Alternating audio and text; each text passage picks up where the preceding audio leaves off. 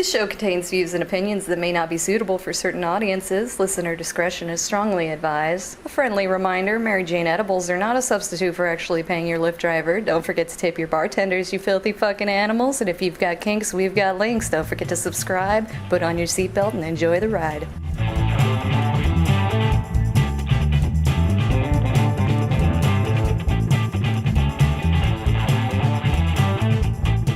Howdy, howdy, howdy, everybody, and welcome to Thespian Talk. I am your host, Gomer the Ranting Thespian. With me this week is Michelle. Hello. And Scolipendra. Hello. And yeah, it's been a couple of weeks. Took last week off because, at least here in the States, it was Thanksgiving. Or as somebody, who was it? Oh yeah. Or as Michelle put it then, happy you fucked over the natives week. Because, yeah, that is not inaccurate. I didn't hear any objection. There is no objections. Because it's like, yeah, that's pretty much what we did. And what we're still doing. Because we're run by white bastards. But, I did, on the day, I did go around wishing everyone a happy Turkey Day. Or Thursday for the rest of the world. Yes. Yeah. Just, oh, lordy. But, so yeah, how have you been the past couple of weeks, Michelle? Pretty chill. We've just come out of lockdown, so one of my jobs where I only had basically I only lost 3 hours from one of my jobs closing, and then my colleague has taken ill. We wish her well, but I'm basically so I've gone from losing 3 hours to gaining 3 hours a day until she comes back. So that'll be nice. Like that'll be the paid package just before Christmas. Can't lose before Christmas. Wanted to get a new computer, but none of the ones I wanted were on discount. Because we actually do Black Friday. It's a good excuse for things to go on sale. But I'm sorry, I have a terabyte computer. I'm not going to go down to a 160 something or 128 or whatever. If I'm going to get a new computer, it has to be it's literally they got 64s, 128, whatever the double is for like the 500 or whatever. I'm like, I'll have a terabyte. I'm not going to go down that much, even if it was a 500 or like a 700 and something. But nope, you got nothing or all of it. I'll have all of it, thanks. Especially since some of the prices, Yeah. I mean, once you go terabyte, you don't go back. Nope. But also, as a quick thing, with it being the 2nd December now, I have I did this a few years ago, like 2017, and I'm doing it again this year. I have advent calendars that I'm doing on the daily on my YouTube channel. I have a I have a Playmobil Back to the Future one. I have a Dove Health and Beauty one that's 12 days, so I'm doing it every other day, and I have a colouring book which I haven't coloured in day 2 yet, but that's fun. And I have a secret one that hasn't arrived yet because I bought it on sale. I will tell you that the original price before it went on sale was £60 and I got it for 20. And I think the value of the items is actually worth way more than even 60 quid. So, bargain! Yay! So when that arrives, I can talk about that on video and then you'll see it. So nice. Yeah. That's what I'm doing. That's my week. Yay. How about you, Scully? How was your Thanksgiving, man? Yeah, Thanksgiving was pretty alright. We just, had some, ribeye roast and, some potatoes, nothing huge, because, Yeah. Sounds we nice. don't want to, it was nice, though. Yeah. We had kind of a similar thing here. My dad had bought, a pre-cooked turkey. Somebody in town was cooking turkeys for people. My dad's like, here, yoink, boink. And I don't know if he and my mom did it here after the fact or if it was already done, but we had 3 big bags of sliced turkey, and my dad only used one because it was the 3 of us, and then my cousin and his fiance dropped by on actual Thanksgiving Day, which, everybody maintained the things or whatever, and I stayed pretty much the fuck away from everybody because of course I do. Yeah. And then the previous night we were thinking, okay, my aunt's coming over with her boy toy, whose name I tend to forget, but I don't care. Not that I don't care about him as a person, I just don't care to remember right now. But and we were like, oh, are they going to stay overnight? No. Which for me, if somebody stays overnight and needs a space to sleep, it's my bedroom that gets used, and luckily there's a spare bed here in the office, so which is currently being held, but it's currently being used as junk storage. Oops. Shows how often it happens over here.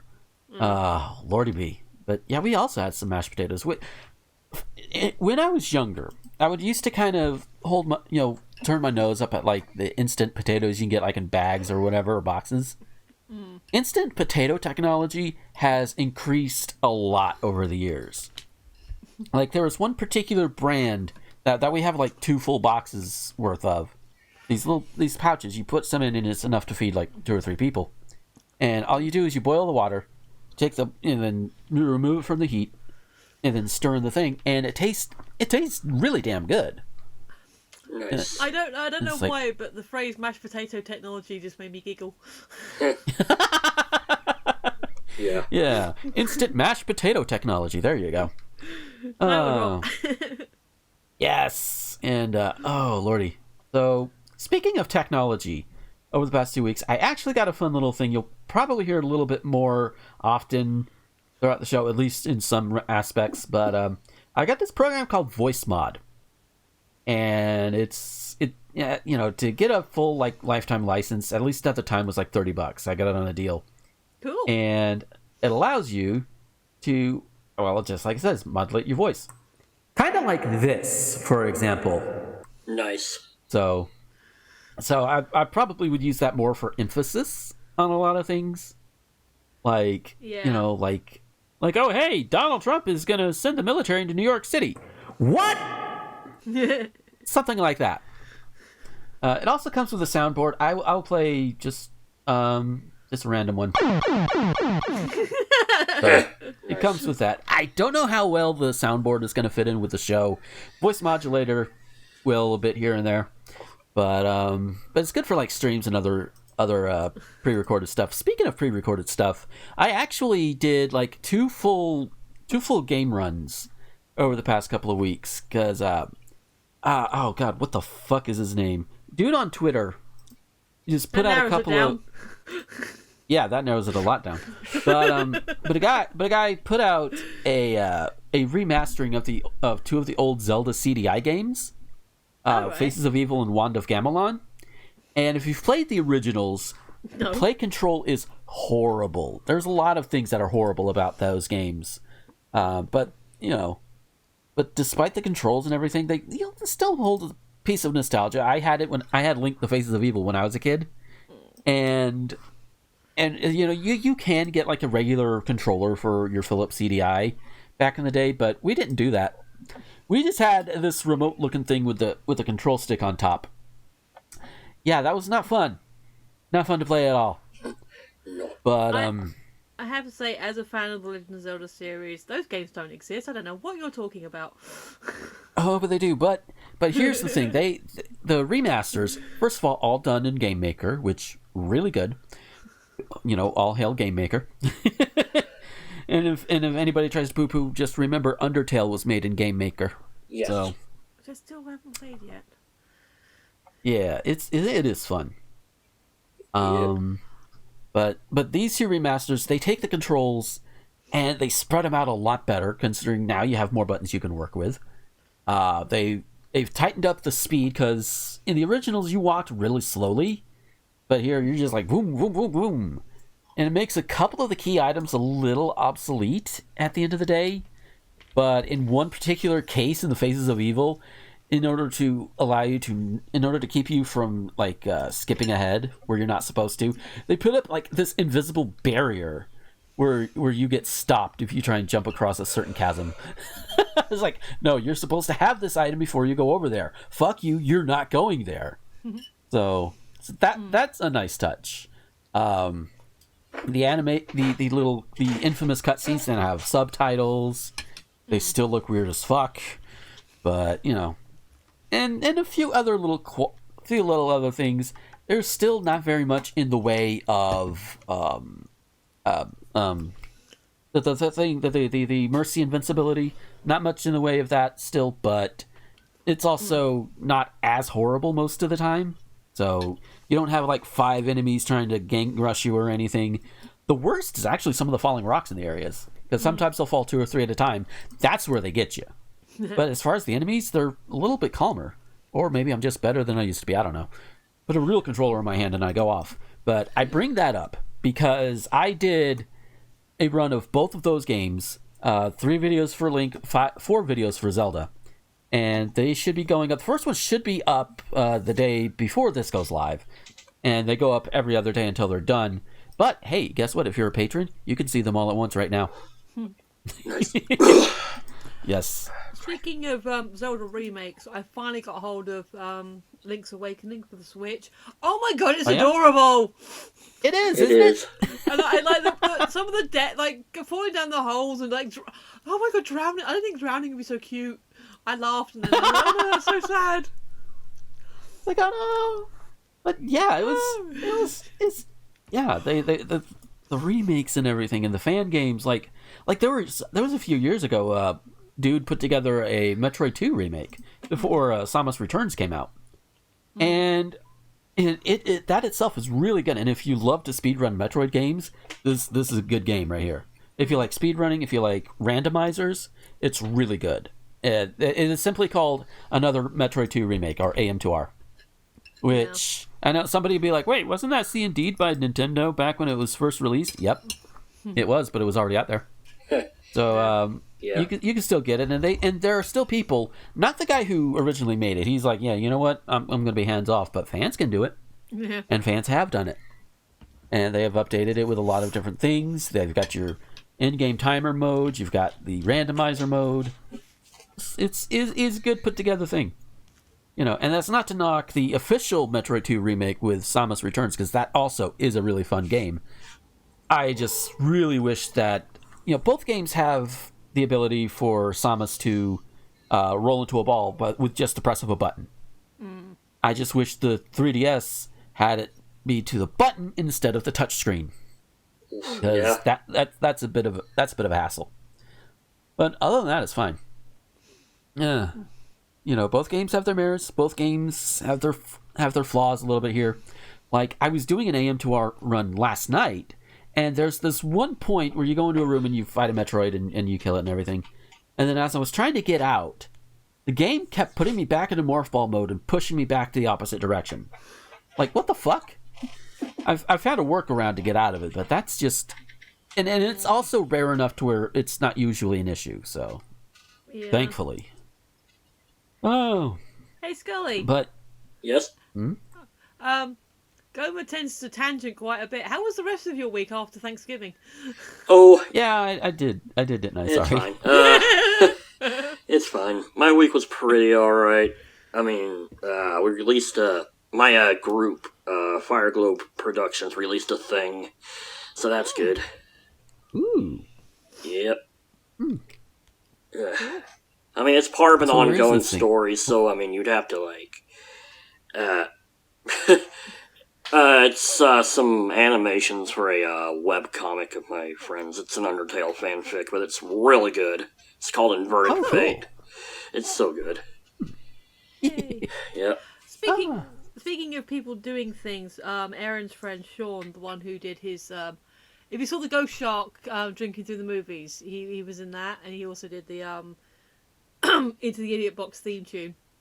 His band Strange Brew have finished putting together their first album. Like, they've got proper CDs and everything. Nice. They're doing it for $10. I can find the link. I don't know if he wants it. He wants it out there, but I think they're still putting some ducks in a row. But yeah, so he's 40s something, mid 40s. Aaron's 40, yeah, about 44, 45, and he's like finally got his band, and because they've been doing live shows for like forever. But this is the first time they've actually got a physical commercial thing that they can point to and go, "Hey, we did this." So yay, yay for productivity. Heck yeah. Indeed. So before we get more into, like, you know, whatever chosen articles we might have for the week or what have you. Oh, well, I guess this is kind of a chosen one because, yeah, this happened right in Florida, because of course Florida. But before we get into the current one, I do want to note that the day this is being recorded on the 2nd, YouTuber Illuminati did a video on the Dozier School for Boys that's in Marianna, Florida. And yeah, it's pronounced Marianna. She keeps pronouncing it wrong. I'm nitpicking, obviously, but, you know, she's not from around here. I can't expect her to know. Yeah. So, and apparently nobody else from the area was available to tell her. So, but that's okay. But yeah, if you have not heard of Dozier School for the Boys or what have you, yeah, it's basically from 1900 until it closed only a few years ago or whatever. To put very summarize to boil it down to its most basic bits, basically, is where parents send their kids when they're tired of spanking them. Ugh. Oh God. You know. One of The abuses. No. Yeah. Let's just say there was a lot of abuse. Unfortunately, it's far from the only one. Look up the troubled teen industry. It's... Yeah. Yeah, just... Yeah.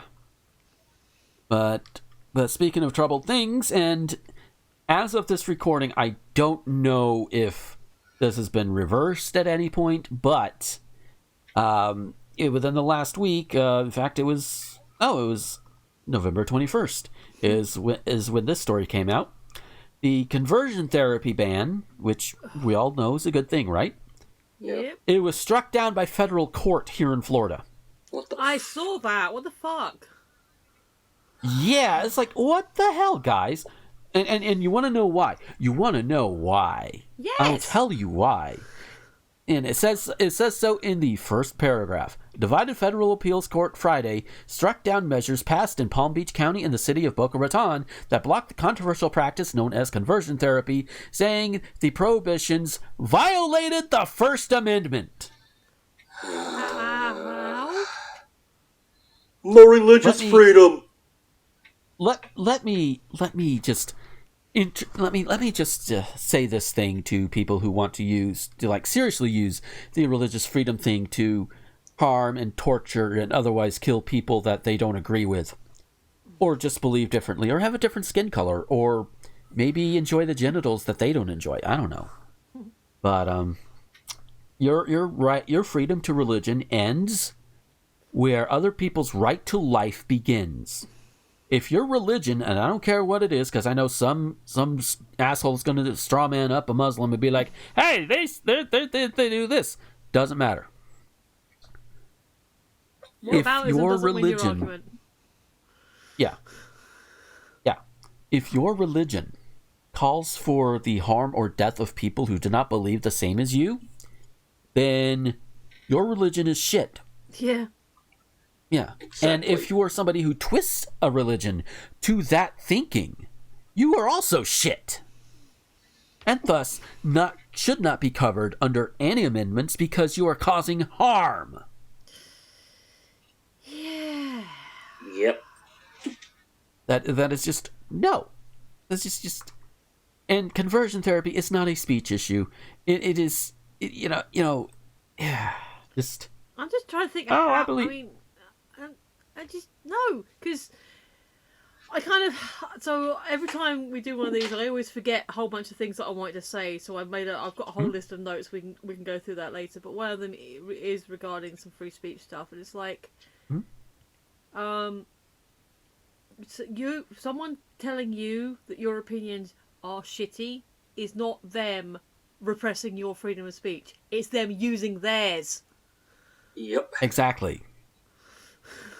Yeah, I mean, you want to fucking say some horrible, racist, homophobic shit, go ahead, but, I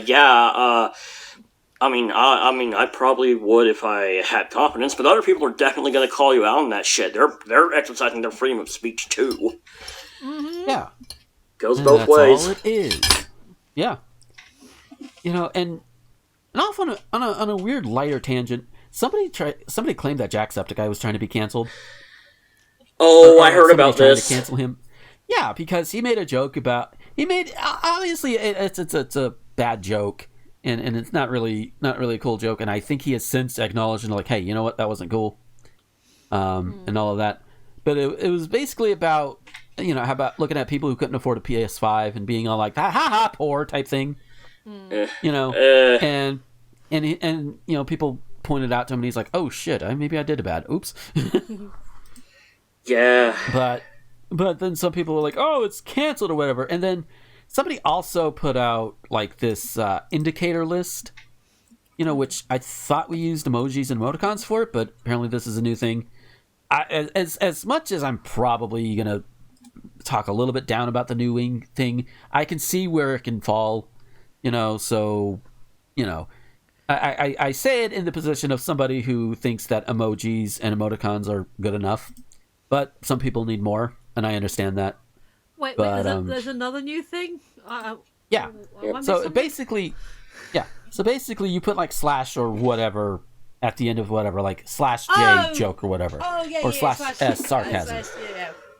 That I have yeah. Yep.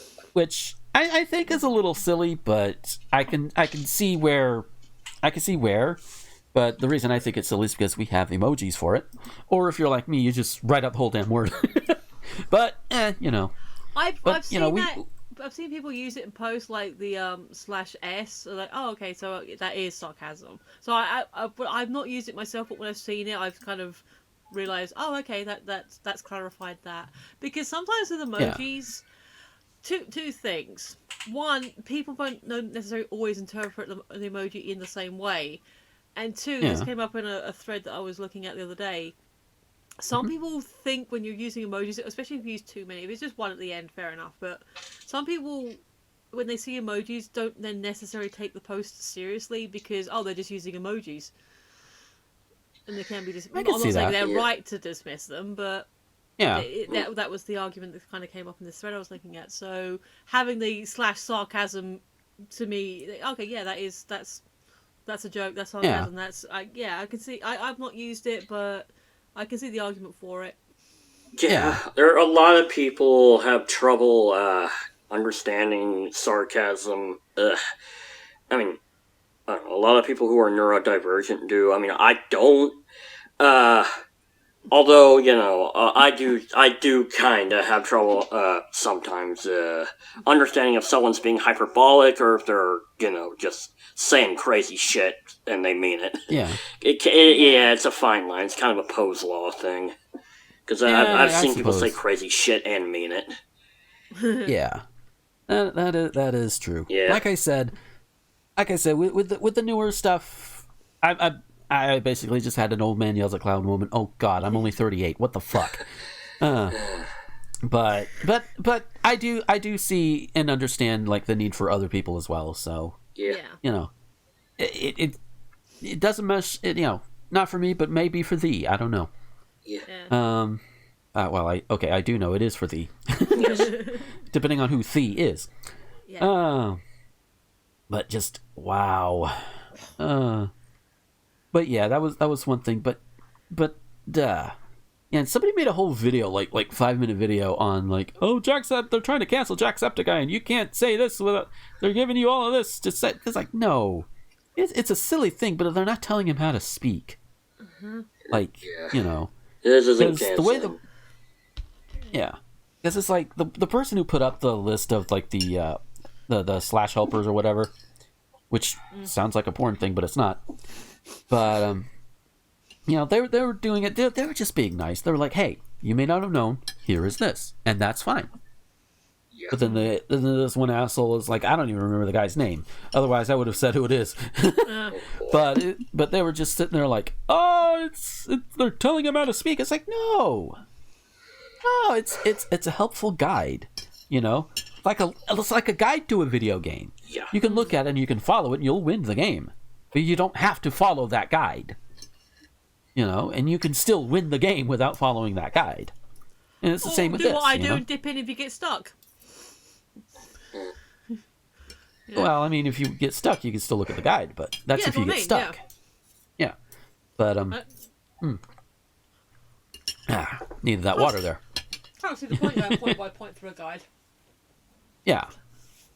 So, it's not there to say, hey, you have to put this if you're doing this. It's like, no, you don't. Me personally, I try to go for word choice to try and make it clear whether or not I'm being serious, and I hope it comes through.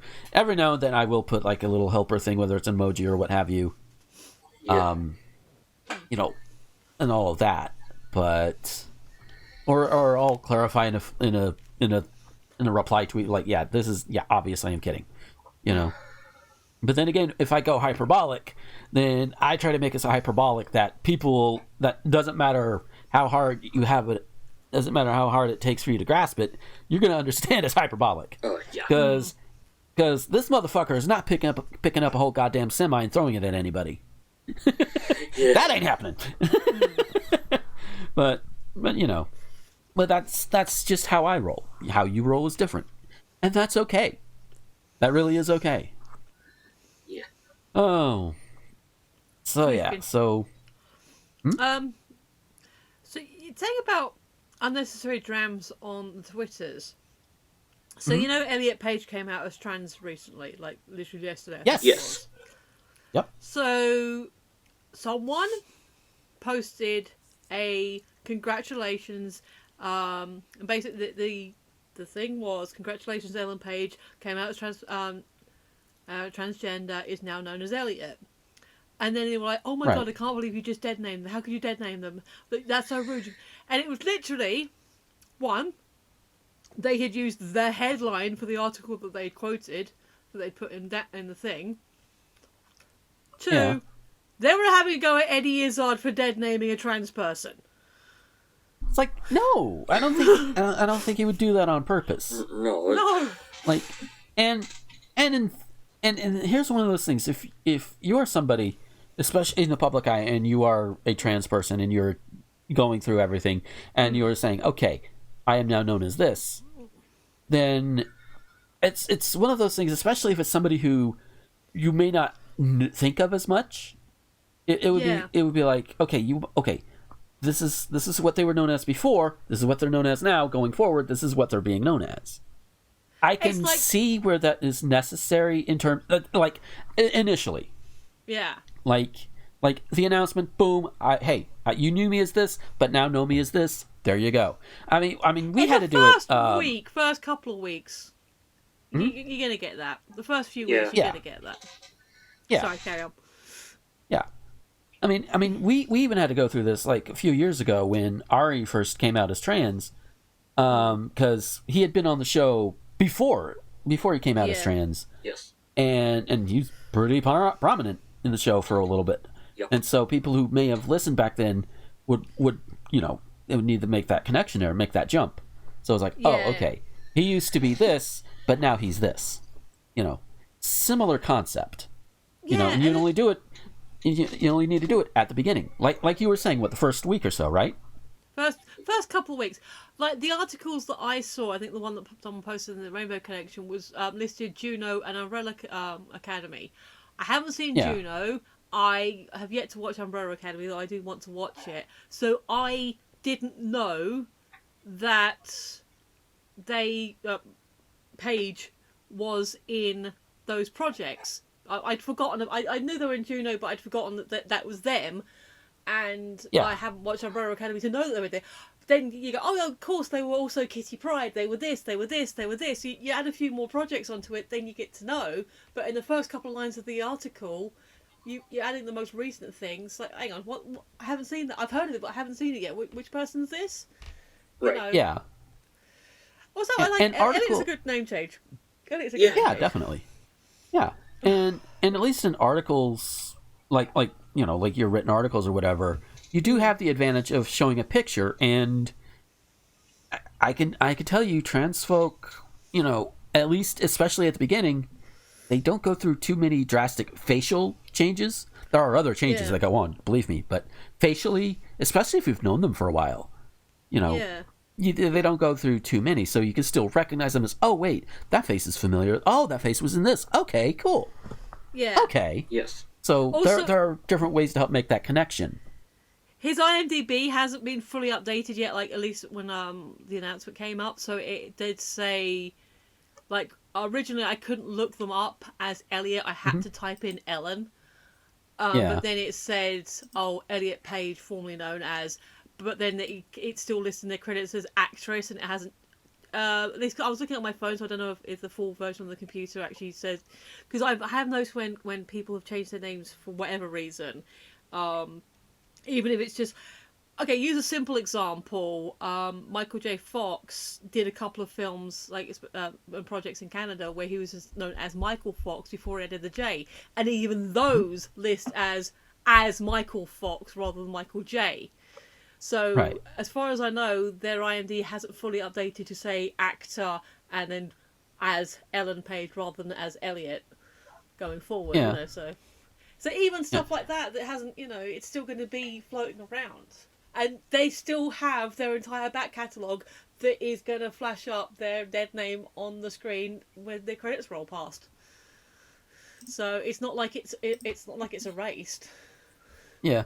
Although as of like a couple of hours ago, recording this, I'm a part of the Lady to Lady Discord server. If you haven't listened to Lady to Lady, go listen to them. They're really cool. Nice. But I updated them on the fact that the wiki feet, it is exactly what it sounds like. They were very quick on updating Elliot's information. Oh, cool. Like, yeah, Right. they got him over the men's side, updated his name, all that good shit.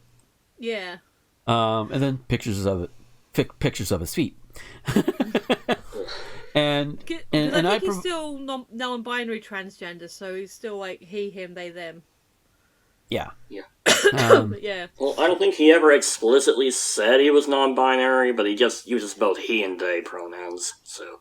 No, I think Yeah. that was in their announcement when they when he posted on his Twitter. I think it was an article. I'll double check it. No, Gotcha. I mean, I could be misinformed. I'm not sure myself. I could be misremembering. Right. But one thing that was noted that you brought up the IMDb stuff. Yeah. One of the other people in the server over there was searching Elliot Page IMDb, Yeah. because they had forgotten what they were nominated for, and the Google result said Ellen Page, but the actual website is updated, at least as of a couple of hours ago. Yep. Yeah. So this has been looking like I said, IMDb could have properly updated by now. yeah, so that's always a good thing, and goddamn, even WikiFeet is quicker on that. What the hell, guys? Come on. I mean, grant, okay, WikiFeet is simply just a website for feet, which there. If you go on WikiFeet, you can find most people. You can find the hosts of Lady to Lady on WikiFeet, and they're not exactly big name comedians either. Okay, this is going to be a really obscure one, but I will be impressed if WikiFeet has this. Does it have an entry for Blue Duchovny? Well, you'd have to find out. Oh boy. Because she is David's late dog. I'm not sure when she passed, but he did an interview, and as he was in the interview, she was in the room and licked his feet, and he made a passing joke about him. Oh, she's just licking my feet. Oh, she's a foot licker. And that became basically her defining feature is like, oh yeah, Blue Duchovny, foot licker. And apparently she only did that one time in that interview. Oh my god. I think probably not, because it's basically a site for foot fetishists. Ah, right, fair enough. Yeah. But it makes so if you look up, now, because Blue was very cute. so like if you look up, say, Babs Gray, you're gonna see her feet, and they rate the feet too, by the way. So, in fact, I learned about WikiFeet through Lady to Lady. Another reason you should go listen to it, you find out some of the weirdest and wonderful things. So, this is the first time I'm hearing about this person. What is their hook? What do they do? Babs Gray, she is a comedian out in LA. She actually has an album coming out soon. Cool. And she is one of the hosts of the podcast Lady to Lady. And do they have a focus like we do news, or are they just a shoot the shit kind of people? They're just kind of shooting the shit. Oh, fair enough. So it's good. It is. Trust me, it is really good. If you're a fan of the Maximum Fun podcast network or whatever, and you've been with them for a while, you may have heard of them before. But for the past couple of years, they've been off that network. So I don't even listen to a lot of. I don't even listen to this anymore since I've been in it. Oh yeah, I mean that's fair. I mean, I only listen to this when I'm editing it, and even then, it's very rare, very, very little, just enough to trim out everything I need to trim out and put it up. Oh, I had to have a go at Eli the other day. Not nastily, but he posted the story about which one was it? It was the story I read out about. About the folks getting all upset because there was a black family or something. Yes, that's the same one. And I just said to him, "Did you not listen to the latest Thespian talk?" He said it's like he's on data. And I was like, "Oh, okay, fair enough." I was like, "Yeah, we covered it. Yeah. we're way ahead." Yeah. He's probably listened to it by now. Yeah, no. I hope so, at least. He knows good people. He knows I was only joking. Yeah. Yeah. Teasing at Yeah. least. Yeah, we like Eli here. Yeah. So, yeah, with that, we're going to go ahead and take our break. And when we come back, we'll take a look at some of the more in-depth articles we may have pulled together. So stick around. Hey, folks, we'll get back to the show in a moment. But first, I want to tell you about Patreon. Patreon is what I use to get around all of the YouTube adpocalypse bullshit. And while I don't have a lot right now, every little bit does help. And if you like what you hear or what you see on any of my videos or podcasts, head on over there. For as little as $1 a month, you can get all of these things early before anybody else does, and you can get them completely ad-free. Yeah, I know YouTube right now is technically ad-free, but at some point, I'm probably going to get big enough to where ads will start coming in, and those can be annoying, so you want to avoid that, right? If you go ahead and go now over to patreon.com/Gomer21XX, leave $1, $5, doesn't matter how much. You can get all of these. Again, you can get them early, and you get them without ads, even when I reach the point on YouTube to where ads can be put on these videos. So it's a win-win. And you can even avoid the ads that go up on the Anchor versions that go out to all of the other websites that are out there. No ads. It's great. So that's patreon.com/Gomer21XX. And now, an important message from Tyler Green, Kitty Quinn, and Randy Martin. Are you tired of asking yourself if that obscure show or movie you watched once was a fever dream? Is it still in your brain to this day as a 3 a.m. channel-changing hallucination? Well, join us as we yank that said memory out of your subconscious while we do a deep dive on it on Channel KRT. Channel KRT is a new bi-weekly podcast where we look at the best and worst of obscure media. We'll be covering such topics as The Puzzle Place, Clown TV, Honey, I Shrunk the Kids, the TV show, Reanimated, The Weird Al Show, We Sing, and more. Join us every other week over at Spotify, YouTube, Anchor, and wherever podcasts can be heard. Channel KRT, cut the static.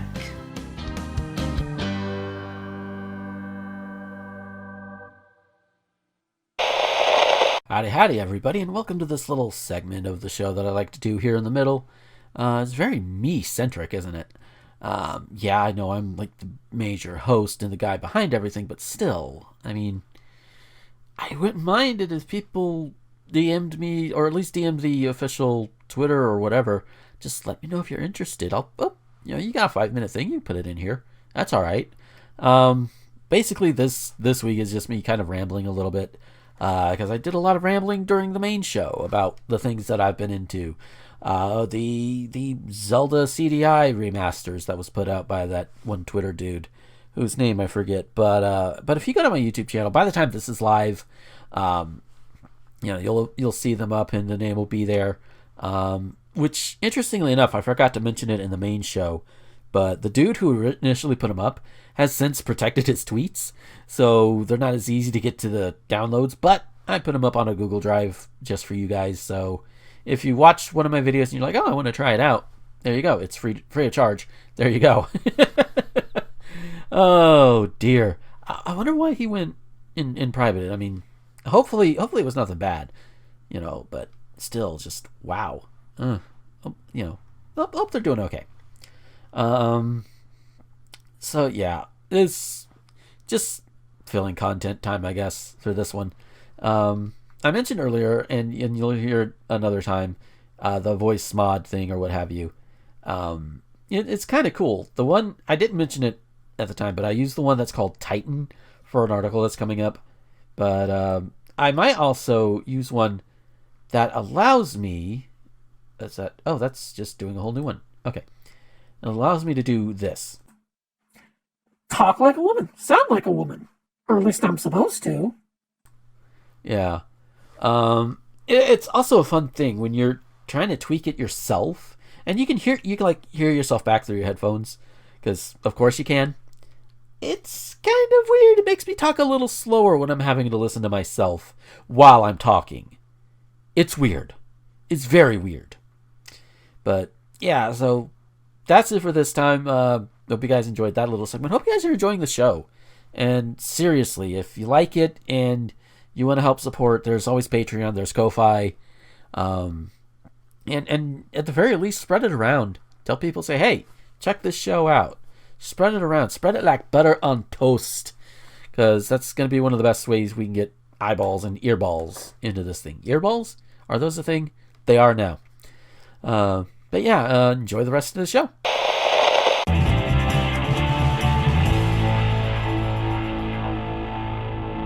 And we are back from our break. And I'm gonna start off with my little article this week. Got it from the Friendly Atheist website by Beth Stoneburner, which I gotta say that is kind of an awesome name. Stoneburner. Nice. It's also sort of unfortunate, especially if you're a Dune fan. Stone burners are used to like blow up places, and they can literally burn out somebody's eyeballs. Oh boy. Literally. Yeah. But yeah, but Miss Stoneburner here wrote an article entitled Southern Baptist Leaders, Critical Race Theory is Incompatible with Our Faith. At one point in recent memory, the Southern Baptist Convention made an effort to try and distance itself from its racist roots. Its leaders even began rejecting the word Southern because of the connotations. I did not know this. Okay. But now they seem to have dropped the ball, declaring critical race theory incompatible with their faith. While CRT, and we don't mean the TVs, is both complex and controversial, it basically represents the belief, that America's historical racism is still present in our society through our laws and institutions, which it is.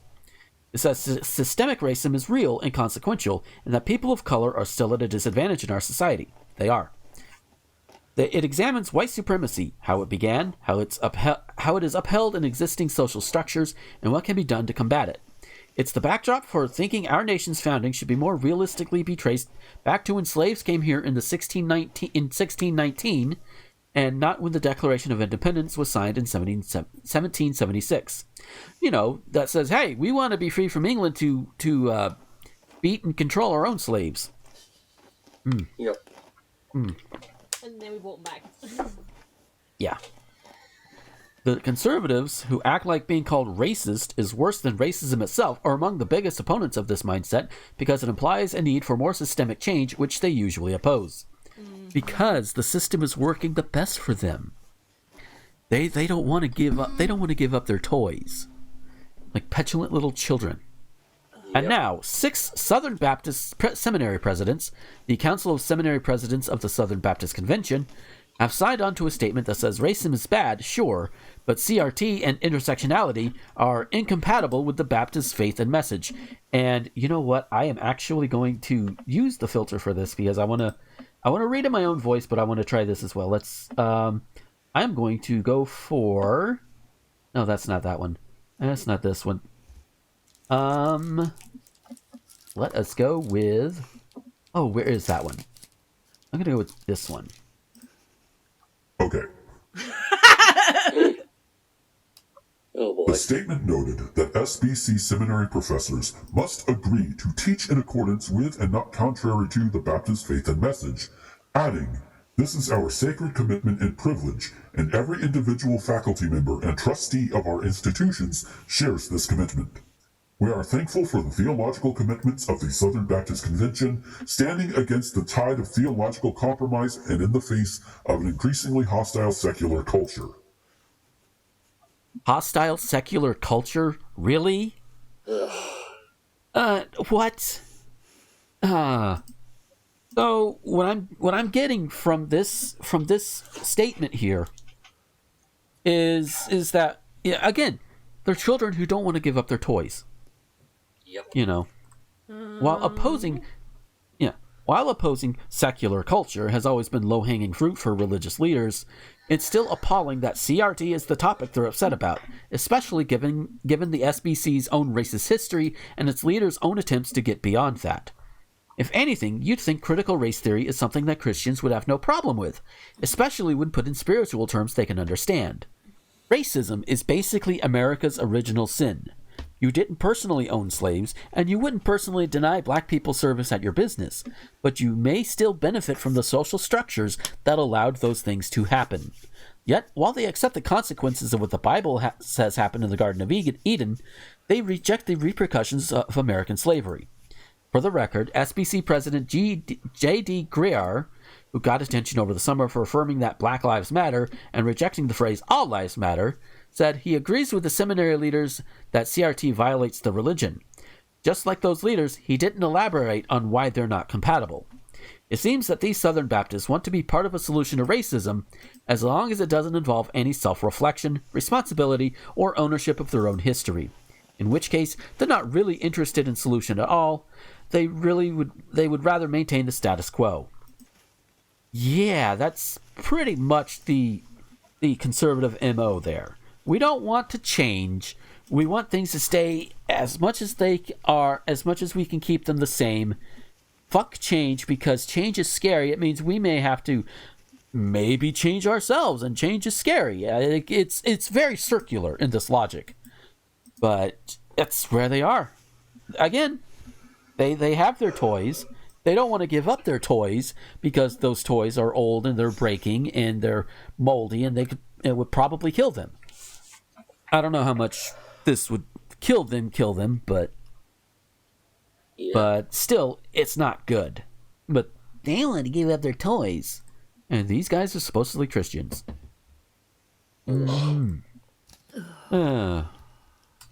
So, Scully, we're going to start with you on this one. What do you have to say? Man, the actual Jesus would be appalled, but, we all know that Southern Baptists don't really worship actual Jesus. They worship Republican Jesus. Yeah.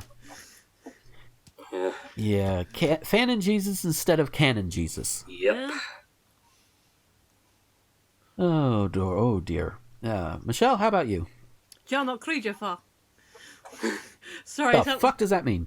Sounds like you were using a gold voice. For those of you who are not familiar with the Stargate canon, Goa'uld are the sneaky creatures that live in people's head and have convinced the primitive folk that they've kept primitive that they are gods because they have all this extra technology and stuff.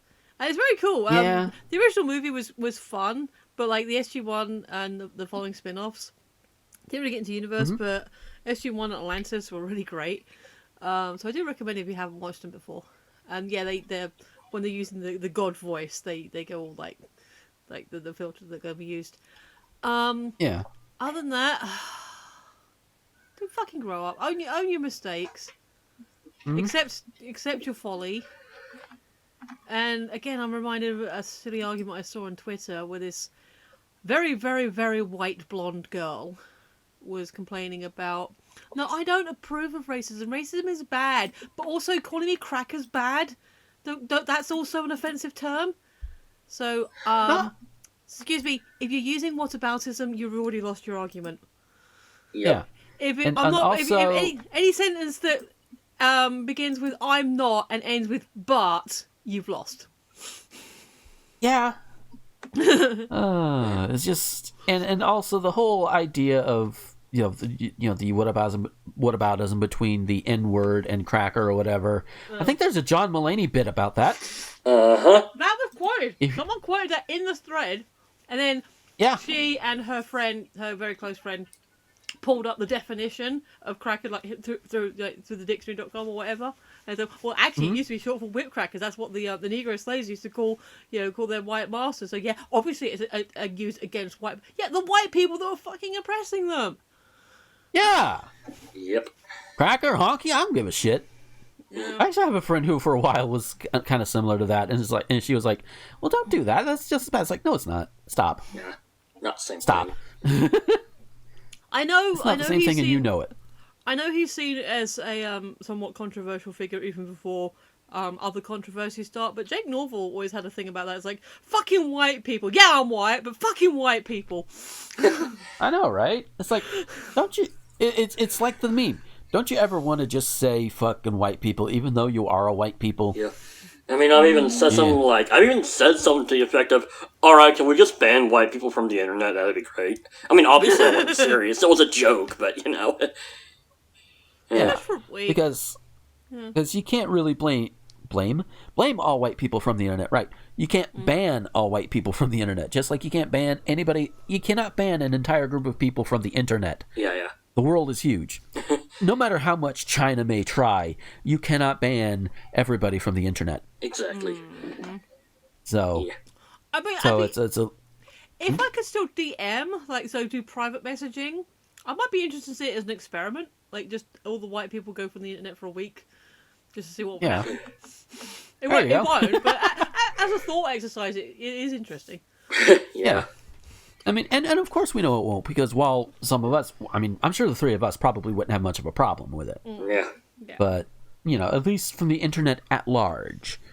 But everybody else be like, oh, but this, I need my freedom to do this. I need my freedom to go tell that person that they need to go kill themselves. No, you don't need that freedom. You go up to their house and do it like a man, you fucking pansy. And then watch your ass get cratered in. There you go. Yep. I also realized I said other Twitter dramas, and I realized I think the Twitter dramas I spoke about before weren't recorded. So yeah, there's been some Twitter drams. It's all stupid. Yeah. That's a short version. It might have been. We'll have to see. Otherwise, it could be a reference to nothing. I don't know. Yeah. Yeah. But yeah. So who else has an article they want to go with next? I have a story. Okay. Oh boy. So I didn't know about this until my partner told me about it the other day. It made it to Fox News, and apparently some people in New Zealand reporting on it. Right. Why is that significant to me? It happened like a 5-minute walk from me. Uh-oh. Yep. This is from Fox. I also have a secondary article from the local newspaper that is a follow-up. I haven't read them both yet, so also, this headline, Booze Urca. Woman smashes 500 bottles of booze in British supermarket. Oh, God. Now, that is alcohol abuse. Yeah. A trail of broken glass and booze on the floor can be seen in online videos, and I saw one of those, and it's fucking insane. A berserk woman went on a booze-related rampage, smashing hundreds of bottles of wines and spirits in a British supermarket Wednesday, so that would have been last Wednesday, I think. The woman entered an Aldi supermarket in Stevenage, England, represent, and began breaking 500 bottles of alcohol that caused around $130,000 of damages. I'll work out what that is in pounds in a minute, according to local reports. Videos on social media showed the woman wearing a grey hoodie, khaki pants, and a backpack, grabbing the bottles from the shelves and smashing them on the floor. Wow. A trail of broken glass and blues on the floor could be seen behind the woman. It's crazy. Other footage shows the woman slipping and falling on the broken glass, as onlookers say she was cut and bleeding from her right hand. Jeebus. Sorry, I'm scanning. I'll show you the article because there's some videos linked in. You know what? I know we can't do it, but I'm gonna say it anyway. We got video. Yeah. Oh God. You know, I've never seen anything like. Oh, sorry, it's still got the rest of the article. I've never seen anything like this, says a man off camera. Later, police officers grabbed the woman and escorted her out the supermarket, video shows. Local reports said the unidentified woman was arrested and treated in hospital for her injuries. I do have a follow-up article, but continue what you were saying. Yeah, you know, there have been a lot of things rebooted this year in the past few years. We've had DuckTales reboot.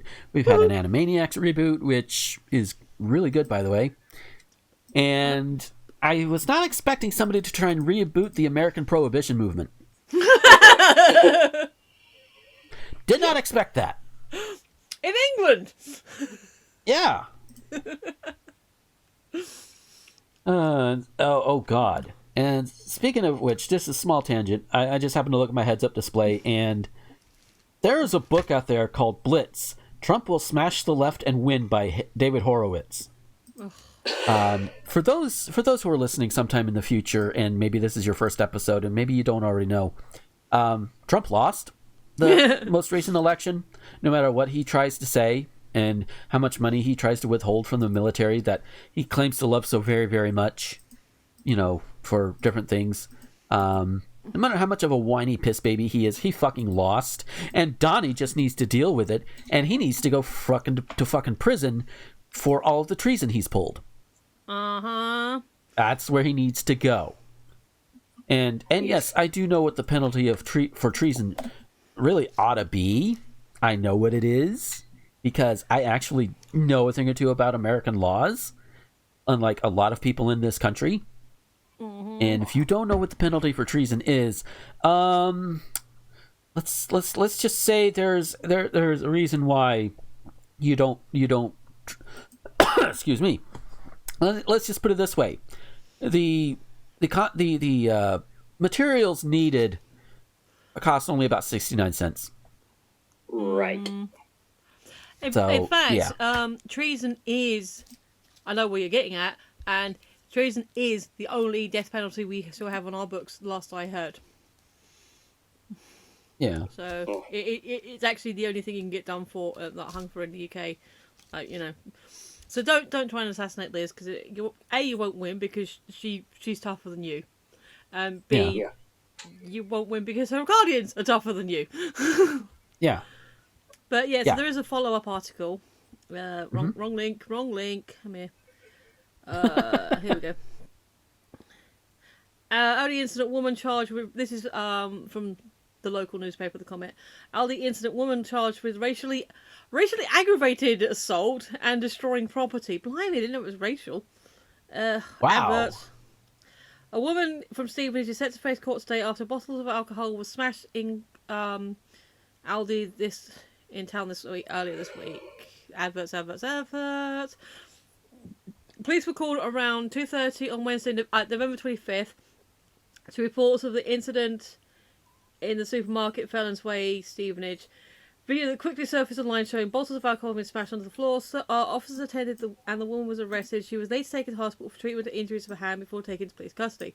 Today, Barbara Stange Alvarez, 35, from Stevenage, will face Hatfield Magistrates Court charged with destroying or damaging property, racially aggravated common assault, public order offences, and assault by beating. Wow. So that was basically that short version. That's what she got charged with. And, Jesus. But yeah, I've provided the link so you can check out the video. Just looking at the pictures in the article, you can see the mess. Yeah. Holy shit. What? She? Well, I don't like these black people, so I'm gonna drown them in booze. What? I don't even know if it was necessarily black, because if I know this is slightly profiling, but going by the name, she might not have been white. Oh. Yeah. We do have quite a large Asian Indian population in town, as well as various other black people and Chinese. We're quite multicultural, actually, because we're about 20 minutes outside London, on a good train. Mm-hmm. So we were kind of designed as the London overspill. So, yeah, we got a few we got a lot going on. But yeah, I'm just double checking the dollar amount. It's just what was she doing? Just wow. I'm just imagining she just beat the shit out of somebody, and then her rage wasn't quelled, so she's just like, fuck this booze. Yeah, $130,000 is £97,000. Damn. Yeah, 500 bottles of. Hey Google, 97,000 divided by 500. The answer is 190. Oh dear. 194. Okay, that's a high average for Aldi booze. Oh, Yeah, I have a feeling that she got some high end and some low end yeah. stuff. Just wow. Like the bottle of vodka I've got is maybe $30, I think. Oh, just wow. And a bottle of lambic costs about $12. Just for. Well, of course, that's also at the world market. I had found it in other places before, mostly up in Wyoming, but nowadays it's mostly at the world market. But anyway, Scully, do you have any thoughts on this? Yeah. Wow, what a waste of booze. I know, right? Yeah. Totally. Oh boy. Yeah. Oh lordy. Do you have a story here for us, Scully? Or Oh yeah. This good God. Alright. It's okay, out of Richmond.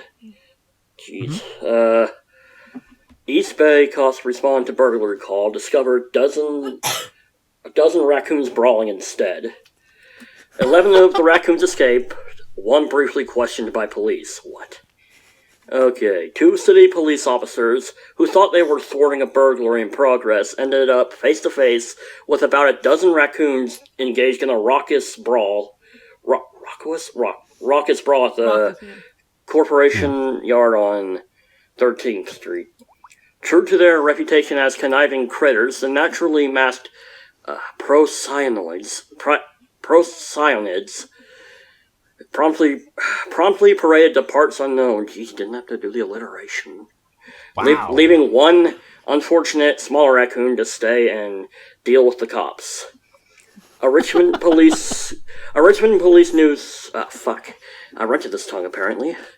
A Richmond police news release said the remaining raccoon advised officials it was just a family dispute and they let her go. What? The fracas got so loud that one employee at the corp yard believed someone was trying to kick down the admin building's door, police said. The officers set up a perimeter around the building before discovering they weren't dealing with humans. This marks the second time in recent memory that raccoon-related shenanigans have generated a police response in the Bay Area. In late October, a raccoon duo lived every professional heister's dream when they somehow bypassed security to make it inside a Chase Bank in Redwood City after hours. They were thwarted when a passerby spotted them inside and notified authorities. Wow. So apparently you got a raccoon problem. And apparently, never go to a bar full of raccoons because they'll start a brawl. Yeah. Although, if I wanted to really fuck up some places, I live in a rural area, I can find some raccoons somewhere. Yeah. Oh, I boy. can find them. Mischievous little fuckers. Yeah. Yeah. I find them. There's literally a bar down the road from me. I don't know if they're going back up and running, thanks to COVID or anything, but if they are, then you know what? Release the raccoons! Yes. Because you guys need to be staying home as much as possible. Yeah. And if you go see other people, if you're going to see other people, you make sure that other person or people, are at the very least taking the same precautions as you are in their daily lives. Uh-huh. Yeah. So, yeah. Which is why I have no problem saying that, I'm also working with a local friend of mine. We're going to do some stuff within the next week. So, filming and recording and all that good shit. So, because she's taken same precautions as I am. We're both good. We're okay. Oh. But, yeah, fucking raccoons, man. Yep. Oh, fucking hell. I assume you already saw my reaction gif. Yep. Yes. Ain't no thing like me, except me. I have literally only seen 2 movies with Rocket Raccoon in it, and neither of them were Guardians of the Galaxy, so... Although I will say, one of my favorite moments in Avengers Endgame, when Tony and Hulk and everybody were trying to put the gauntlet together, there's Rocket right there at the side, and just at the last moment, boom! and the look on Tony's face. Look here, you little shit. Like he was about to yeet him out a window. Mm-hmm. Also, I think the raccoons are saying "fuck capitalism." Yeah. Raccoon party. All right.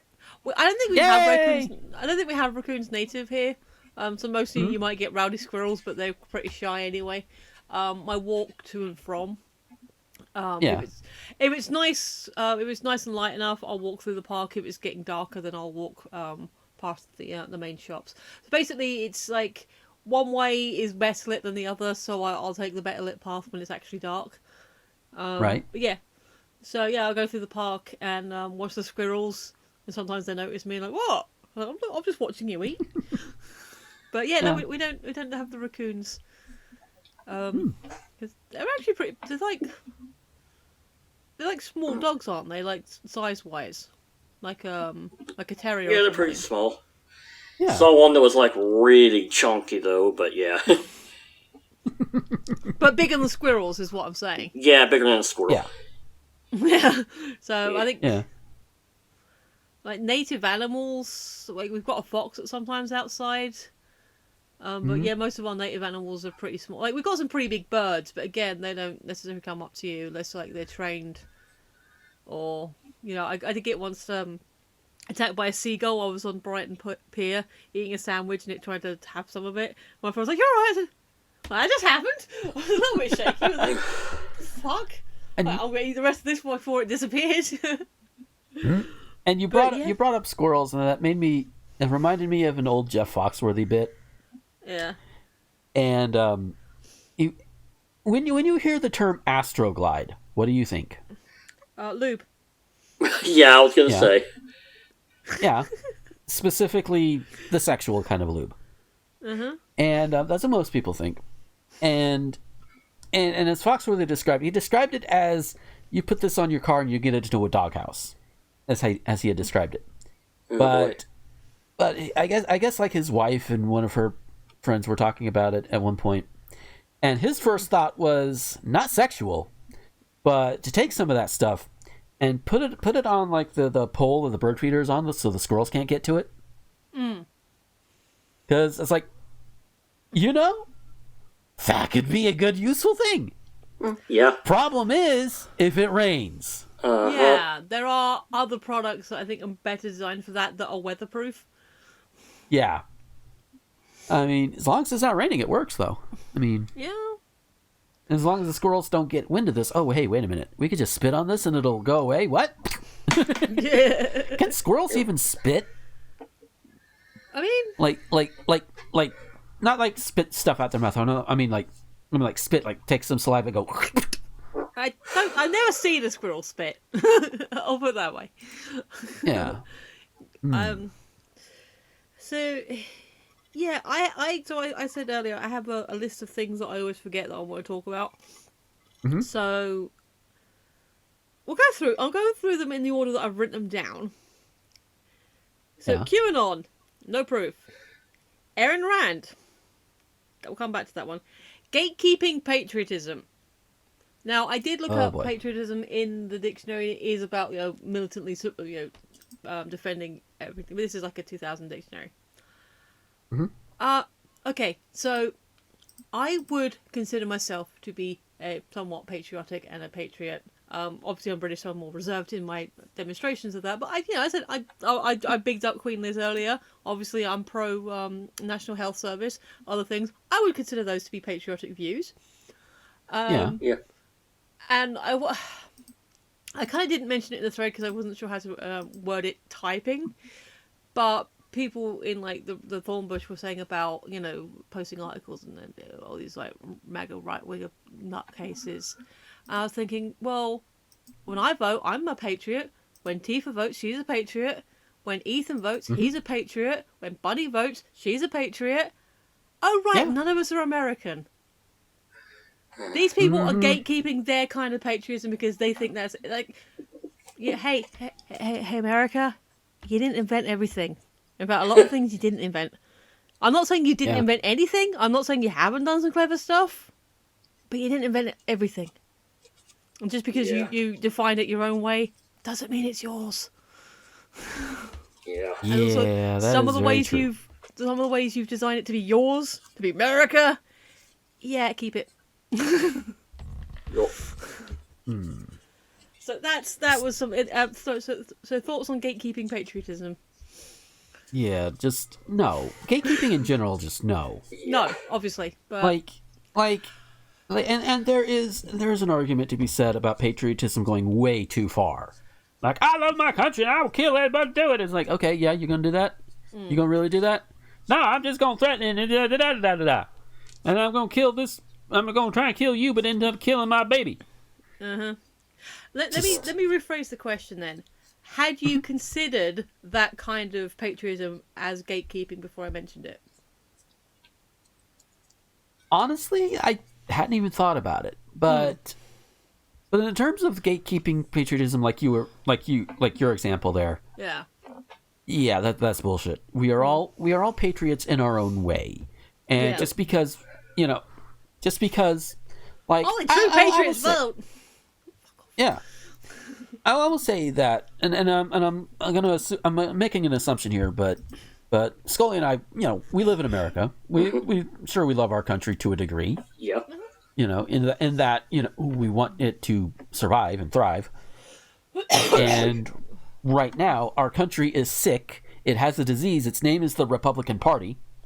Yep. And its name is also rich billionaires who grift off of everybody, literally. Yep. And we need to cure the country of those diseases in the generalized sense, not just the two of us. Oh God, that would be a big order. But in general, we need to cure the country of those diseases. Yeah. But those diseases are very aggressive. And why am I talking as though it's a medical thing? But it kind of is. It's that endemic. does not. Yeah, but pointing out the flaws of this country, or any country really, pointing out the flaws of the leadership of said country, does not make you less of a patriot. Yep. Makes A you more of patriot loves their country while still acknowledging its flaws.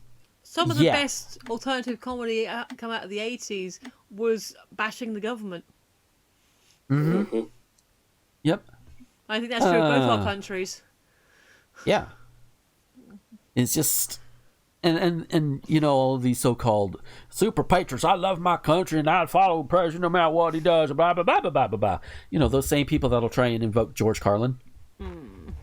When Carlin would eat these guys up for dinner, figuratively speaking. Yeah. Yeah. And yeah, he did have some stuff to say against people who went too far to the left. But he held a lot of venom and vitriol for people on the right. Certain people on the right.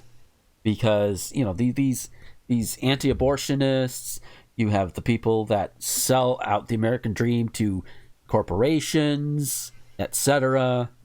And so many other examples that are out there.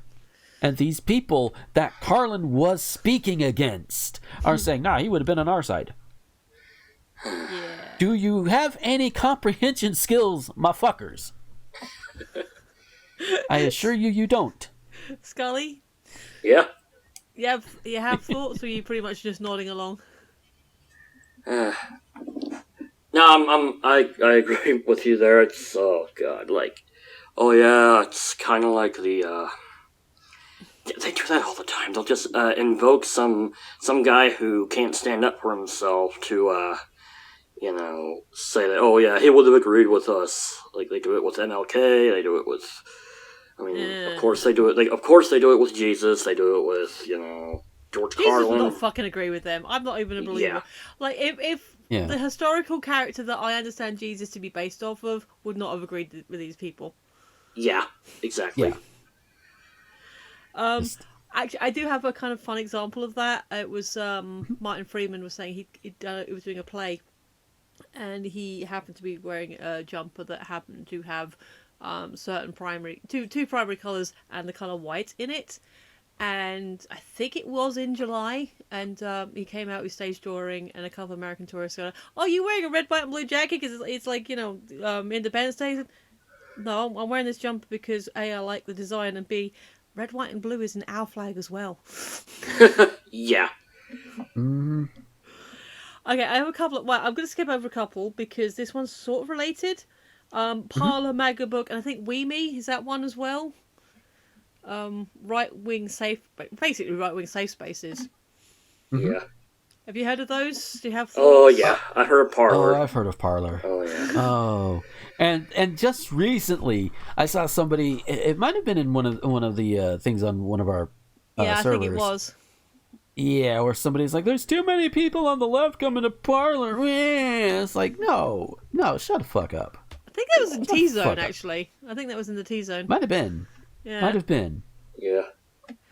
But freedom yeah. of... was it something about freedom of speech, but you have to write in your social security number or some shit like that? Yeah. But you can say anything you want things. here. You can say anything you want here, so long as you can prove that you're who you say you are and you're a true patriot and all this stuff. And Yeah. fuck off. Actually, what I heard was it's, to get their equivalent of a blue check mark, but yeah, that's excessive. Yeah. Yeah, I think it's social security numbers and driver's licenses. Yes. Yeah. That's like, no, asshole, no. That sounds like they're trying to collect people's data. Yeah. Yeah, and there was a rumor that they had gotten hacked. Nice. Which is a shame. Turns out to not be hacked, but Yeah. would have been like, dear. But apparently, Magabook is Facebook for true MAGA fans. True believers, and like, Yep. all for that. And we're the snowflakes. Yeah. I mean, it's like we at least deal with the places that we already have, whether they're stacked against us or stacked for us, doesn't matter. We still use them. Yes. Because they do connect us by and large to people we love and care about. Yeah. But these guys, they only care to spit their vitriol. Yeah. And if they're rightly even banned from a place, they go all whiny, and they try and do several accounts to just try and get back in there, and just it's a whole bunch of mess. It's like, guys, just realize there are consequences for your actions. Whine all you want, it doesn't change anything. Simple as that. I know. I legitimately know at least one person who has a couple of accounts, because one of them is for his webcomic, another one is for his RPG, and that's fine. He has someone who manages it for him. So I can see actual valid reasons for having more than one Twitter account. No, in this example, it's definitely Twitter. But for me, the idea of having a second Twitter account, one, I don't use my first one enough, but two, you'd have to keep logging in and out. You'd have to remember your password. It just seems like extra faff. Well, see, here's the thing. I am also somebody who has multiples, because there's my personal one, there's my After Dark one, if you will. Yeah. There's also the one for the site and one for the show, which honestly, the one for the show gets very little use out of it. But at least on the desktop site, once you've logged into each of them and Twitter knows that they all link up to you or what have you, all you have to do is you just go to, at least for me, it's the bottom right of the screen, and just click on the thing at the bottom, and it'll bring them all up in a list, and you can just switch between them quick and easy. Okay, all right, fair enough. I mostly use Twitter on my phone, and to me that just seems like too much hassle to keep logging in and out, remembering who you're supposed to be this week. Yep. Yeah, and actually the phone, you can do that on the phone too. All right, fair enoff. But, okay, it's just me never having bothered to look into it. Then fair enough.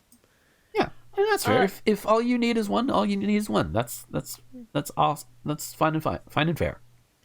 This one I kind of touched on. I did post the article link. Justice Alito made a speech about, we can't say anything because people will tell us off for it. And as I said earlier, someone telling you off for saying shit isn't them suppressing your freedom of speech. It's them expressing theirs. So we've actually kind of already covered that. This one, it came up in one of the servers, and I don't know what the story was. I think someone sort of posted the thing. Peter Milk equals white supremacist. Do you remember what that was about? Oh, I've heard rumors such kind of like that. I don't remember it originating from PETA, but it wouldn't surprise me. But yeah, just because milk is white and white people drink milk, it's white supremacy. It's like, no, it's just people enjoying milk.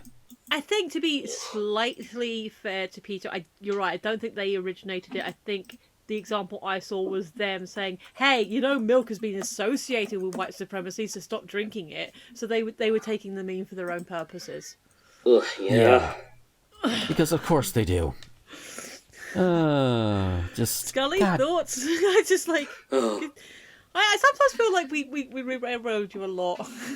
Yeah, it's fine. It's fine. I'm quiet. Yeah, the freaking. Yeah, PETA, honestly, my opinion is I think people need to stop paying them attention because that's kind of what they want. And I put them in the same category as, like, Westboro Baptist Church in terms of, like, just being really out there and wrong and obnoxious, and, they want attention pretty obviously. Yeah. I did watch Blair's videos, the Illuminati, and it did seem like they kind of started off with good intentions, but what was that to say about the road to hell? Yeah. A couple. So going back up. Yeah. So the reason I put think... QAnon. Oh, sorry. Before you do that, I think we've got time for one more. Oh, okay. Right. Yeah. All right. So QAnon. So why is it there's this? I know I'm using two different extreme examples, but people believe the Earth is flat because they haven't seen the proof with their own eyeballs, and yet someone says, Pizzagate and Tom Hanks is a pedophile, and they don't need proof for that. What the fuck is that about? That is some massive, I want to say cognitive dissonance, but I don't know if that's the right term. I'm not even it is. suggesting that flat Okay, earthers and QAnoners are necessarily the same group. I don't know, maybe the Venn diagrams, like the circles slightly touch, but I would like to think that even flat earthers aren't that crazy. I would like to think so too. It might be one of those cases where, not all QAnon believers believe flat Earth theory, but all flat Earth theories are QAnon believers. I don't know. No, Probably not. It's No. probably not that, but it's just one could also argue that not all Republicans are racist, but all racists are Republicans. Which law of averages is not true, but the majority of them are. Isn't there a certain term for that kind of argument where not facetious, but it's like it doesn't necessarily it's not a follow-on argument that it just this apple is red, therefore all apples are red. It doesn't actually follow. Yeah, there is a term for it.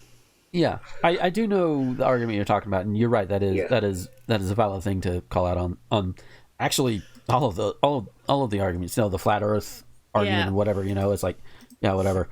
And the thing about flat Earth though is, people figured that out a long time ago before we could even get up into space. Yeah, there are ways we can see it with our own eyes, probably with just stuff around the house. Yep. Yeah. And how can we learn to do that? We have fucking Google. Yeah. And the thing is, we can do this. I think I've mentioned this before. Do you remember when conspiracies used to be fun? Oh.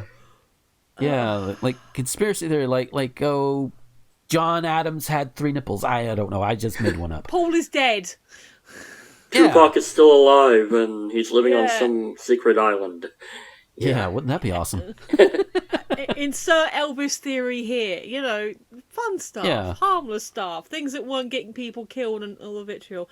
I know you only said one, but I kind of skipped over one. Ayn Rand. Now, I'm not saying I agree with anything that she's ever said, but I wanted to just make a small presentation. Okay. She had stupid, crazy ideas, yes? Or, very selfish ideas. Yeah. Oh, however, by the way, it's Ayn Rand. Ayn Rand, yeah. I knew I was getting it wrong.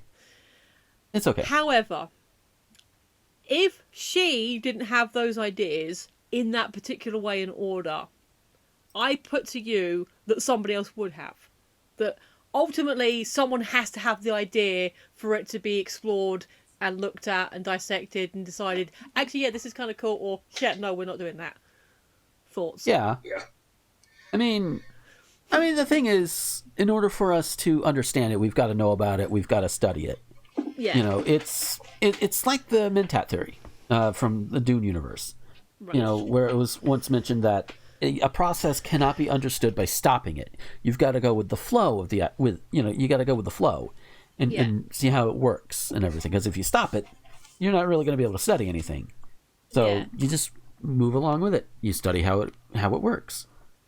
It's basically it. So yeah, my hypothesis is if she didn't think of it, somebody else would have. Yeah. Definitely. Because I think I'm not a union myself, but I think that's kind of like if you believe in the collective unconsciousness, that idea was floating around. Somebody just had to grab it. Yep. Yeah, it sounds about right. I mean, there's billions of people on this planet. At least one person is going to think of pretty much every idea that is out there. Yes. Like there is somebody who is out there right now probably saying the exact same words I am right now at this very moment. Maybe not out to an audience, but just saying it or even thinking it. Yeah. So just law of averages in our thoughts and in our ideas, we are not alone. There's at least one other person. I intuited on something that Aaron actually made part of his storyline. Is it Gardenia, the Flashpoint breaking point where he switches universes and his reality is the fiction in the other universe or something like that? Because I was saying this to Aaron, is like, I hate to invoke her, but she does sort of say it quite well, is that J.K. said that Harry Potter came to her almost fully fledged when she was on the train. So it kind of, which I don't know if that seeded my thought process, or maybe I was having it independently, is that the idea of like good really rich universes like the Wizarding World, like the Dune universe, like Star Trek, that's something you could think of that is big, expansive, and rich, and people like. I mean, even taking into games like we were talking about Legend of Zelda earlier, Breath of the Wild. I could live in that Hyrule. I wouldn't maybe visit it, not necessarily live in that, but something that's that rich and that diverse. Potentially, if you believe in the multiverse theory, that is actually real somewhere. It leaked through to a receptive mind that then wrote it and shared it with this world. Yeah, that's possible. You know, that would be awesome too. Yeah. Which makes you wonder. You take that theory and you also apply it to like the bad media that we have, and I don't mean bad as in like horrible ideas. I mean bad as in just produce bad. Think The Room or Troll 2 or fucking the original iteration of the CDI Zelda games. Yeah. Yes. You know, maybe the ideas got leaked to them and their vessels were just shit. I don't know. Did you just refer to Tommy Wiseau as shit? Well, maybe as a filmmaker. Tommy Wiseau seems like a cool guy, but he does seem like a cool guy. Yeah. Owen Citizen did a midnight screening of The Room. Yeah, no, it was ages ago. It was obviously before everything went to shit. But the one he went to was Tommy Wiseau was actually there. And was like nice. In the crowd and interacting with people and taking pictures, and people had footballs and he was throwing them around with everyone, and he looked like he was just having a great time and was just really chill with everyone. So the dude seems weird, but like the good kind of weird, the cool kind of weird. Yep. Yeah. There was one other name I wanted to bring up with my list. Neil Breen. Oh God, that guy. You know, the guy who did, like, Fateful Findings, you know, I can't believe you committed suicide type scene. Oh, my God. Those movies are just, oh, no. Those are movies you watch with friends when you're getting drunk. That isn't pinging with me, which is probably a good thing. It probably means I haven't actually heard of them. Oh, no. Doesn't mean I'm looking for an introduction. I know the Rangoons did a riff on the Fateful Findings trailer. Yes. Right. like a while ago. I don't know if they have that up on their YouTube channel yet, but because with YouTube and everything else, they've been having to bring older stuff over whenever they can. Because YouTube is going to YouTube. Yeah. Yep. I miss I did Blip. I did have a final thing, which is a bit more of a fun thing, but you said we were getting for time. Yeah. If it's quick. Relatively. So Tom Scott is a British YouTuber, does a lot of educational videos. I think I've picked him up before. He's a nice guy, actually. I've met him a couple of times. This was when Ready Player 2 came out. The sequel to Ready Player 1 is doing the rounds on Twitter. The nostalgia's lost on me. My childhood was British in the 90s. So I dug into my archives, and here are some revised extracts from my definitely not a rip-off, definitely not real book, Contenders Ready. I put on the virtual reality headset. The letters Amstrad flashed up, green on black, a few seconds. I heard the piano medley from Windows ME, and I found myself in a perfect virtual recreation of Doncaster High Street in the mid-90s. Two teenagers were trading pogs, or were those Tazos, outside the Woolworths. The electronics boutique was advertising GoldenEye on the N64. I knew if I wanted to, I could just walk in and play it. Split screen multiplayer would be a nightmare on the headset, though. Yeah. Next extract. A surge of adrenaline ran through me. I quickly checked my fun facts heads-up display. Fun facts, if you don't know, because I think some of those you might have caught, there was at stores. Fun facts is like a kiddie-friendly Filofax thing, and they were awesome. Like, you had lots of stickers and things. A few questions that I need to know quoted me as I opened it up. The binder showed me the same stats I'd seen on the old videos: height, weight, chest, bicep, thighs. I knew now that what the late Alan Sugar's challenge was. I like that concept, the idea that Alan Sugar is the one setting the challenge. The second challenge was, and why so people had succeeded. This was Gladiators, and I had to defeat Wolf at Duel. Oh God, because are any of these references flying over you, or are you actually catching a few of them? Yeah. Maybe a little bit, but... There's a couple more extracts here if you want me to read those, but you get the idea. It's like, make it British. Like, yeah. Okay, so let's expand that out. Something nostalgia-filled like the Ready Player books, but to your nostalgia. Like, Lordy. Your specific, because you're kind of, you're sort of 8, you're like, you said you're what, 20, 35? 38. 38. Yeah, you're 80s. Scully, you're a bit younger than us, aren't you? So Yeah, 29, so yeah. You'll be more like Tom with like more than the 90s stuff. Yes. Yeah, just I like that as a concept. I quite like the idea of like taking the concept of destroying nostalgia, but doing it from your point of view rather than like the authors. But yeah, I just thought it was a fun, silly thing a nice light-hearted thing to end on. Definitely, and definitely better than somebody else who cashes in on nostalgia and hardly knows what he's talking about. Yeah. And I was going to say it does make. Oh, sorry. Go ahead. I was going to say it reminds me of this idea I had for a T-shirt, or a line of T-shirts or stickers or whatever you wanted it on, which I haven't actually produced yet. But basically, for me, this would be born in the 70s, raised in the 80s, made in the 90s. Yeah, there you go.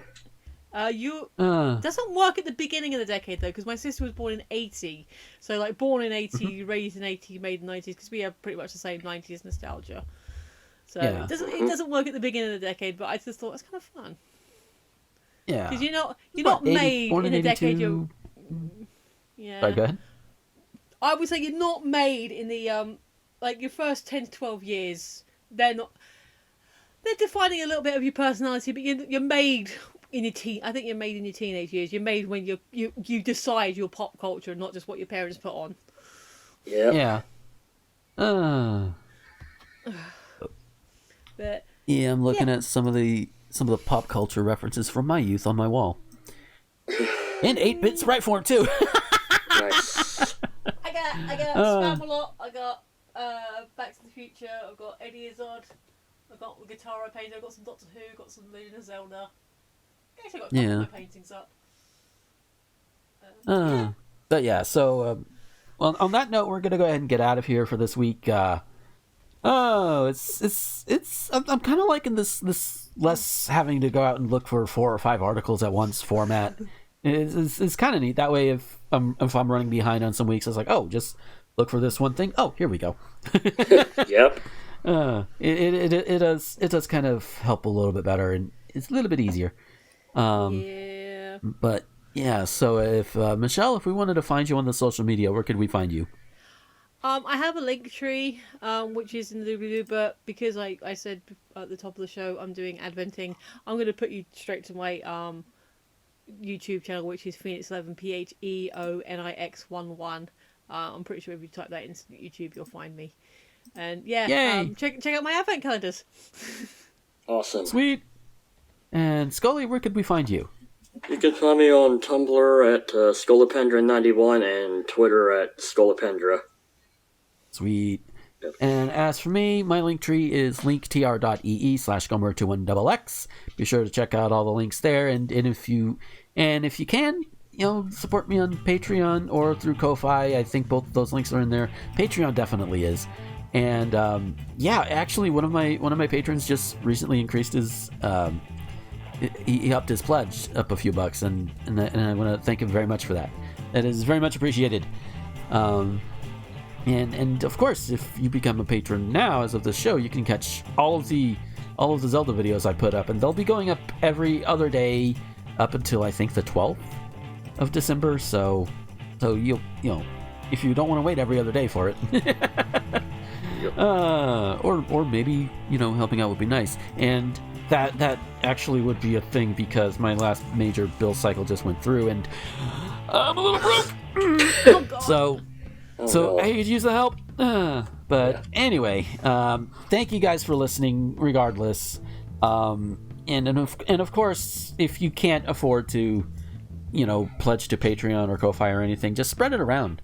If you like the show enough, spread it to people. Tell people about it.